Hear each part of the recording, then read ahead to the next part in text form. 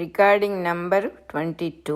శంఖారావం వివరంగా చెప్పుకుంటూ ఉన్నాము. 69వ శ్లోకం. నిజమైన వెలుగు అని హెడ్డింగు. లోకం అంటే మన దృష్టిలో బయట కనబడేదాన్ని లోకం అంటాం. మనకే తెలియకుండా దృష్టి అని కూడా వాడతాం. లోకం దృష్టిలో, వాళ్ళ దృష్టిలో, వీళ్ళ దృష్టిలో అని వాడతాం.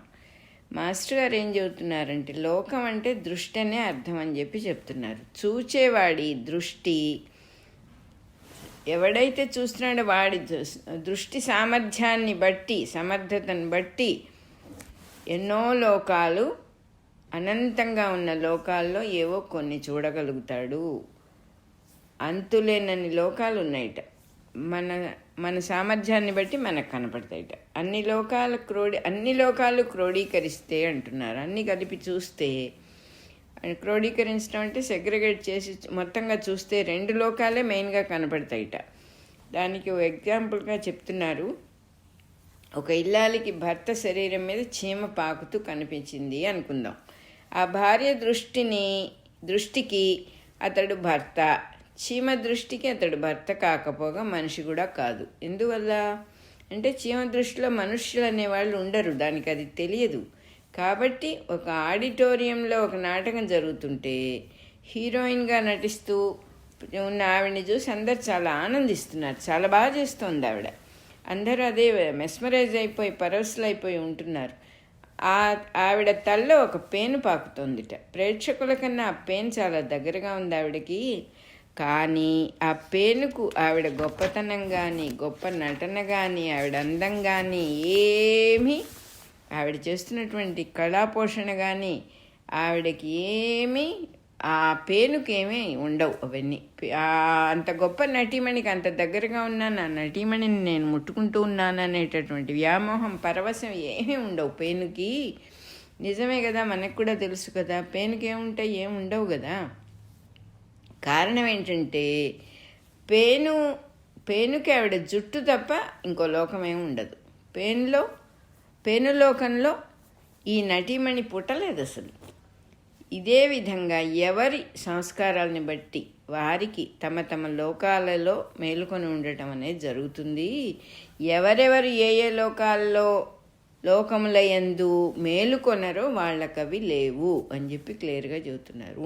ఉండటానికి అవకాశం లేదు. నువ్వు అక్కడ మేలుకుంటే ఆ లోకం నీకు ఉంటుంది, నువ్వు అక్కడ మేలుకోకపోతే నీకు ఉండదు ఆ లోకం. నీకు తెలియని వారిని నువ్వు ఎట్లయితే గుర్తించలేవో, ఇది వరకు కూడా చెప్పుకున్నాం మనం చాలాసార్లు. అనేది ఎంత సత్యమో, నీకు తెలియని వాళ్ళని నువ్వు ఎలా గుర్తించలేవో అనేది ఎంత సత్యమో, అదేవిధంగా ఇది కూడా అంతే సత్యం.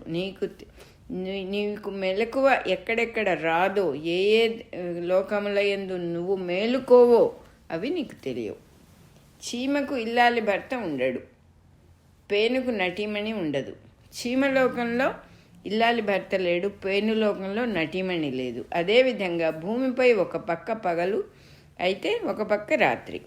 కొందరికి మెలకువ అన్న సృష్టి కొంతమందికి నిద్ర అనే ప్రళయం. ఎలా అంటే ఇంద్రియాల్లో తిరిగే మనస్సుకి తన స్వరూపమునందు నిద్ర, ఇంద్రియముల యందు మెలకువ, తనకంట ఇతరమైన దాని యందు మెలకువ, తన స్వరూపమునందు నిద్ర. ఎంత బాగా చెప్తున్నారో మాస్టర్ గారు. నేను అని అంటే మనకెవరో తెలియదు కదా, నేననేది మనకు తెలియదు. అందుకని నా పేరు ఫలానా, నా దేహం ఇది అని పట్టు కూర్చుంటాం మనం. సో నేను అనే ప్రజ్ఞయందు మనకి నిద్ర అని చెప్పి చెప్తున్నారు. ఇంద్రియాల్లో మెలకువ, ఇంద్రియాల ద్వారానే సృష్టిని అంతా చూసి ఐడియాలు అన్నీ పెట్టుకుంటూ ఉంటాం, అభిప్రాయాలు పెట్టుకుంటూ ఉంటాం. కాబట్టి ఇంద్రియాల యందు మెలకువ అంటున్నారు, తన స్వరూపమునందు నిద్ర అంటున్నారు. ఇంద్రియాలు చక్కగా, మనస్సు మెలకువగా ఉండి ఇంద్రియాలు చక్కగా పనిచేస్తూ ఉండి, బంధువులు మిత్రులు గమనికకు వస్తూ వారి సంభాషణలు వింటూ వారి స్వభావాలు మనకి గమనికకు వస్తూ, వారి ఆస్తిపాస్తులు మనకి తెలిసి ఉండి, ప్రపంచంలో అనేక విషయాలు, ఇవే కాక మన బంధువుల విషయాలే కాక అనేక ఖగోళ రహస్యాలు తెలిసి, భూమి అంటే ఏమిటి, గ్రహాలు ఉన్నాయి కదా, మరేమో ఏ గ్రహంలో ఏం జరుగుతుంది, జ్యోతిష్ శాస్త్రం ఏంటి, అనేక శాస్త్రాలు తెలిసి కానీ మనకు అవన్నీ తెలిసిన తానెవరు అనే విషయంలో ఆ విషయం మన దృష్టికి రాదు. ఒక విధంగా చెప్పాలంటే బయట ప్రపంచంలో మనల్ని మనం పారేసుకుంటున్నాం. చెరువుని పిల్ల కాలువలుగా చేసేస్తే ఎండిపోయినట్టుగా మన అస్తిత్వాన్ని ముక్కలు ముక్కలు చేసుకుంటున్నాం అంటున్నారు. తాను అనేది ఒక ముక్క, ఇది కాక ఇది ఇంకొక లోకంలో తాను గమనించిన లోకంలోని విశేషాలన్నిటిలో తను మెలకుగా ఉన్నాడు. తాను అనేది లేదు అక్కడ, కానీ ఇంకొక లోకంలో తను గమనించే లోకంలో విశేషాలన్నిటిలో తను మెలకుగా ఉన్నాడు. ఇందులో మెలకువ తెచ్చుకొని ఉండాలో, తానెవరో తెలుసుకోవాలి అనేటటువంటిది లేకుండా తాను దేన్ని గమనిస్తున్నాడో ఆ లోకాలన్నీ క్షుణ్ణంగా పరిశీలన చేస్తున్నాడు. ఆ ఇల్లాలి భర్త మీద పాకుచున్న చీమకు ఆమె శరీరంపై ముడతలు, రోమాలు, శరీరం నుంచి వచ్చే దుర్గంధం, సువాసన, చెడ్డవాసన ఎంత చక్కగా పరిచయమో, అదేవిధంగా ఎంత బాగా చెబుతున్నారు, మనిషికి సకల శాస్త్రముల యందు మనిషికి పరిచయం కలుగుతోంది అంటున్నారు. అంటే పేను ఎక్కడెక్కడ సంచరిస్తుందో, చీమ ఎక్కడెక్కడ సంచరిస్తుందో ఆ పర్టికులర్ విషయాలు వాటికి తెలుస్తాయి. అదేవిధంగా మన మనస్సు కూడా ఎక్కడెక్కడ మెలకుగా ఉందో, ఎక్కడెక్కడ సంచరిస్తుందో, ఏమేమి నేర్చుకుంటుందో అదేవిధంగా మనకి జ్ఞానం కలుగుతుంది. ఇన్సెక్ట్స్కి, చీమలకి, జంతువులకి జరిగేటటువంటి జ్ఞానమే మనిషి కూడా వాడుకుంటున్నాడు ఇవాళ దాకా. ఈ రకంగా పరిచయం కలిగించుకున్న వాడెవడు అనే విషయం చీకటి. ఆ విషయంలో మనిషి మనస్సుకు చీకటి. ఎవరికి తెలుస్తోంది ఇవన్నీ అనే ప్రశ్నే లేదు ఇక్కడ. ఆ ప్రశ్న వేసుకుంటే తానెవరో తెలుస్తుంది, కానీ మనకు ఆ ఇంట్రెస్ట్ ఉండదు, మనం కొట్టుకుపోతూ ఉంటాం. అందుకని ఆ విషయంలో వాడికి చీకటి అంటున్నారు. ఈ విషయంలో వాడికి నిద్ర అన్నమాట, చీకటి అన్నమాట. వాడి మెలకువ మనస్సు, ఇంద్రియాలు, బాహ్య ప్రపంచంలో ఉంది. అతని మెలకువ ఉండవలసిన చోట లేకుండా కలవంటి పాసింగ్ షో అయిన బయట ప్రపంచంలో సంచరిస్తూ ఉంది. ఇక్కడ మెలకువ కలిగి ఉంటాడు బాగా, అందుకని ఇవన్నీ తెలుస్తూ ఉంటాయి. మహానుభావులైన జ్ఞానులకు ఏ ప్రపంచ జ్ఞానం ఉండదుట. కొంతమందికి ఉండకపోవచ్చు, ఏం తప్పులేదంటున్నారు, ఏమీ పర్వాలేదు. నిజంగా ఏది అవసరమో అది వారికి తెలుసు. What matters is more important for them అని ఎక్కార్ట్ టోల్లే చెప్పారు. బుద్ధుడికి, రమణ మహర్షికి మనకు తెలిసినన్ని విషయాలు తెలియవు అని కూడా ఆయనే చెప్పారు. కానీ ఏ ఒక్కటి తెలిస్తే ఇంకేమీ తెలుసుకోనక్కర్లేదు, అది మటుకు వాళ్ళకి తెలుసుట. మన కామన్ సెన్స్కైనా నేనెవరో నాకు తెలియదండి, అందుకే ఏదో ఒక పేరు ఒక దేహానికి పెట్టుకొని అదే నేను అనుకుంటూ నేను ఎన్ని విషయాలు తెలుసుకుంటున్నానో తెలుసా అని గొప్పలు చెప్పుకుంటాం కదా. ఇది నేను అంటే చాలదు, ఇది నేను అది నేను అని ఎలా అవుతుంది? నీకు కనపడేది నువ్వు ఎట్లా అవుతావు? What you perceive cannot be your self అని కూడా తెలియదు. నువ్వేది చూస్తున్నావు అది నువ్వని ఎట్లా చెప్తావు? దానికి ముందు వెనుక ఎన్నో తగిలించుకుంటాం. పైగా ఈ దేహం నేను అని ఊరుకున్నామా?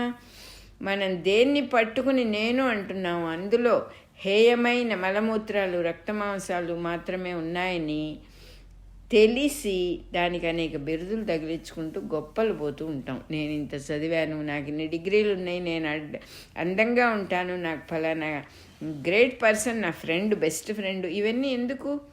ఇవన్నీ లేకపోతే ఎదుటివారు గౌరవించటానికి నీ దగ్గర ఏమీ లేదు అని మనకే తెలుసు. కానీ నేనెవరు, నువ్వెవరు అని తెలుసుకుంటే నిన్ను మించిన వాడెవడో, నీకన్నా తక్కువ కానీ నిన్ను మించిన వాడు కానీ ఎవడు ఉండడు అని తెలిసిపోతుంది. తెలిసిన స్థితి అన్నమాట. అంటే తాను అనేదాన్ని తెలుసుకున్నప్పుడు ఇక్కడ నిన్ను మించినవాడు, నీ కాంపిటీటర్ ఎవ్వడు ఉండడు, నీకు తక్కువవాడు కూడా ఉండడు, సర్వం నువ్వే అయిపోతావు. ఏ దేహాన్ని, ఏ వెలుగును తెలుసుకోలేక దేహమే నేను అని అనుకుంటున్నామో ఆ దేహాన్ని లోపల బయట అనే తేడా లేకుండా వెలిగించేది ఎవరు అని ఎప్పుడు ప్రశ్న వేయలేదు కదా మనం. వెలుగే స్వరూపమైన ఆత్మవస్తువే కదా అని తెలియటానికి మనకు అక్కడ మెలకువ లేదు, అక్కడ నిద్రపోతున్నాం, అది చీకటి. మనకి ఆత్మతో బుద్ధి యందు ఇంద్రియాలు, దేహము నిగ్రహింపబడిన బుద్ధిమంతుడికి ఆత్మతో బుద్ధి యందు ఇంద్రియాలు, దేహము నిగ్రహింపబడితే అటువంటి బుద్ధిమంతుడికి తన స్వరూపంలో పగలు నడుస్తుంది, అంటే మెళుకు వచ్చింది. తన స్వరూపంలో మెళుకున్నాడు, తనెవరో తెలుసుకున్నాడు.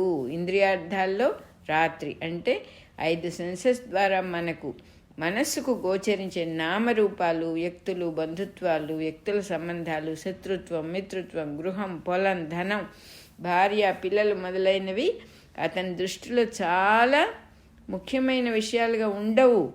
ఎవరి దృష్టిలో? తనను తాను తెలుసుకున్నవాడి దృష్టిలో, అక్కడ మెళకువగలిగిన వాడి స్థితిలో, అక్కడ చీకటి లేని వాడి దృష్టిలో ఇవి ముఖ్యాలుగా ఉండవు. అటువంటి విషయాల్లో అప్పుడు అతనికి రాత్రి అన్నమాట. పంచేంద్రియాలతో విహరించేటటువంటి, బయట విహరించే మనస్సు ఏమేమి చూస్తుందో ఆ విషయాల్లో అతను మెలకువగా ఉండడు, అతనికి అది రాత్రి అంటున్నారు. రాత్రి అంటే మెలకువ లేని స్థితి అన్నమాటే కదా. అతని దృష్టి ఎలా ఉంటుందో చెబుతున్నారు. పొలం పంట పండించడానికే కానీ అంతకన్నా విలువ దానికి లేదు. ధాన్యం జీవుల ఆకలి తీర్చడానికే కానీ నిల్వ చేసుకోవడానికి కాదు. అదేవిధంగా ఇల్లు వాకిలి ఎవరికైనా వసతినిచ్చేదే కానీ అది తనది అనే భావం ఉండదు. భార్య పిల్లలు తనలాగానే జీవులే తప్ప నాది నావారు అనే భావం ఉండదు. భార్యా బిడ్డలు తన నియత కర్మాచరణకు సాధనములే.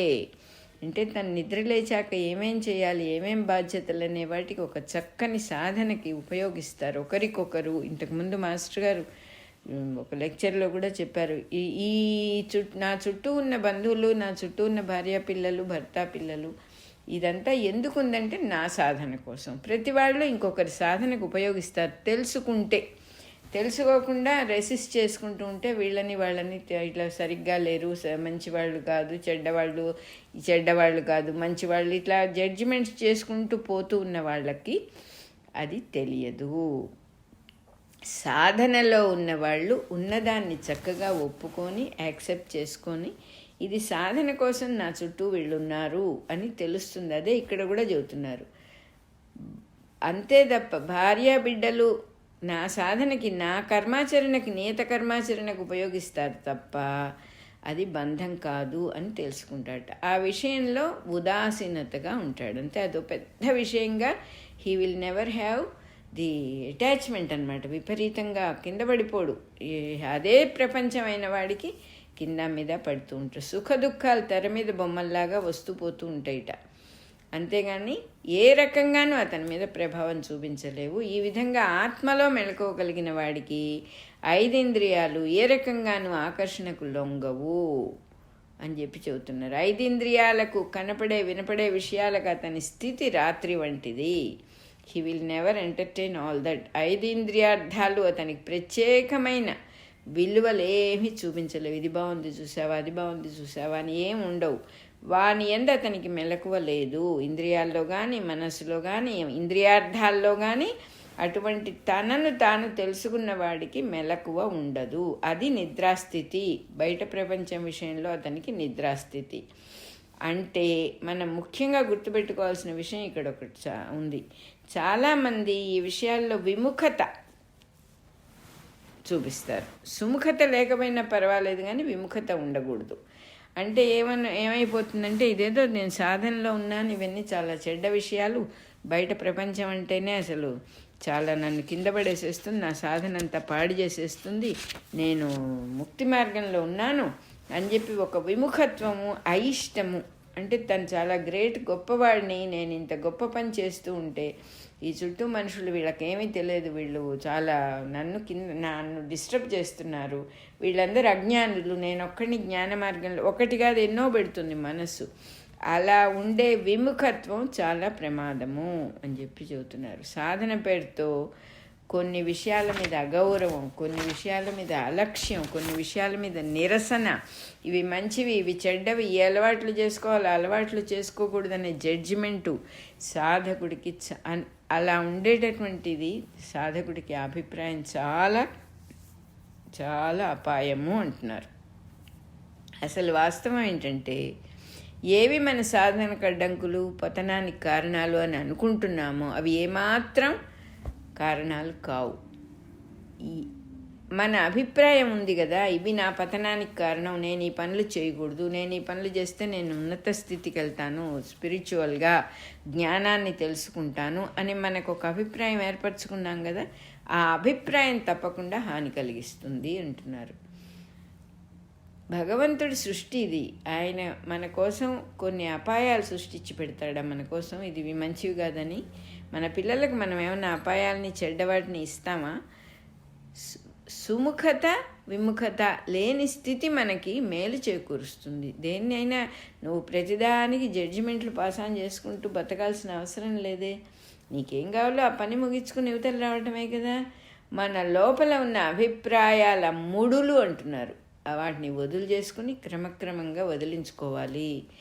ఎవని యందు ఇంద్రియార్థాలు నిద్రలో ఉంటాయో వాడికి అవి కేవలం సాధనకి పనికొచ్చే టూల్స్ తప్ప వాటిని వాడుకొని జుర్రుకోవాల్సిందేం ఉండదు. అటువంటి వాడికి ఏ విషయంలోనూ సుముఖత విముఖత రెండూ ఉండవు. ఇవన్నీ నా సాధనకు మంచివి, ఇవి నాకు సాధనకు పనికిరావు అనే అభిప్రాయాన్ని కలిగి ఉండటమే అన్నిట్లోకి ఎక్కువ అపాయము. ఎలిమెంటరీ స్థితి అంటున్నారు. ఎలిమెంటరీ స్థితిలో ఉంటే ఉండొచ్చు. బిగినింగ్లో ఇవి సాధన కోసం పెట్టుకున్నాను, నేను పెందరాడు నిద్ర లేవాలి, నేను అపాయకరమైనటువంటి వస్తువులు ఏమీ ముట్టుకోకూడదు, పొగ తాగకూడదు, ఇది చేయకూడదు, అది చేయకూడదు అన్నీ పెట్టుకుంటాం, కరెక్టే. ఇక అదే జీవితం కాదు, ఆ భావాలు అవసరం లేదు అంటున్నారు. పోను భావాలు తీసేయాలి. అందుకని భావం తీసేసి చెడ్డ పనులు చేయమని కాదు, అది మన ఉన్నతికే ఇబ్బంది అవుతుంది. మనకన్నీ తెలుసు, కానీ భావం లేకుండా, రిజల్ట్ ఓరియంటేషన్ లేకుండా పని చేయటం అనేది బుద్ధిలో ఉండటము అని చెప్పి అంటారనమాట. కానీ క్రమేణ సాధకుడు అభిప్రాయాల వల్ల నుంచి తప్పకుండా బయటపడి తీరాలి. మనలను బంధించేవి మన అభిప్రాయాలే కానీ బయట కనపడే విషయాలు కానీ వ్యక్తులు కానీ కాదు అని తెలుసుకోవాలట. ఇంద్రియముల యందు మెలకువ కలిగి ఉన్నవాడు అయుక్తుడు లేక పామరుడు అంటున్నారు. ఆత్మ యందు అంటే తన యందు మౌని, తన యందు మౌని. ఈ రెండు స్థితులను ఎరిగినవాడు యోగి. రెండూ తెలుసుకుంటాడు. ఆ రెండూ తెలుసుకుని తను మెదలకుండా ఉండేటటువంటి వాడు యోగి. 69వ శ్లోకం పూర్తయింది. 70వ శ్లోకం. మరి ఆత్మను ఎరిగిన వాడికి ఆకలి దప్పికలు ఉండవా? భార్య బిడ్డలు ఉండరా? డబ్బు ఆస్తి ఆదాయం ఇల్లు పొలాలు ఉండకూడదా? ఉంటాయా ఉండవా అని ప్రశ్న వేసుకుంటాం మనం. ప్రతి జీవికి అన్నపానాదులు కావాలి. అందరూ ఈ విషయాలకు ప్రాముఖ్యం ఇచ్చి భార్య పిల్లలు చదువులు డబ్బు ఆస్తి ఆర్జన ఎన్ని జన్మలు గడిచిపోతూ ఉంటాయో ఇవి మనం వెంటబడి సంపాదించకపోతే ఇవి మనకు దక్కవు అన్నట్టుగా మన అందరూ పరుగులు పెట్టక్కర్లేదు అంటున్నారు. కొన్ని మనం వద్దన్నా వస్తూనే ఉంటాయి, కొన్ని కావాలని అనుకున్నా రావు. ఇక్కడ బాగా గమనించి మార్చుకోగలిగింది ఏంటంటే మన యాటిట్యూడ్ అన్నమాట. మన అభిప్రాయము గట్టి ఇనుప చువ్వల బందిఖానా అవ్వకూడదు. మన జైళ్ళు మనమే తయారు చేసుకుంటున్నాం. ప్రతి చిన్న పెద్ద విషయాల్ని మనస్సుతో పట్టుకుని అది మనల్ని పట్టుకునేదాకా దాన్ని నెత్తిమీదికి తెచ్చుకుంటాం. వదిలించుకోవడానికి చేసేదే సాధన. మనస్సుని విషయాలలో, నమ్మకాలలో, అభిప్రాయాలలో, ఊహలలో నింపుకోవటమే బంధం, ఊహానుబంధం.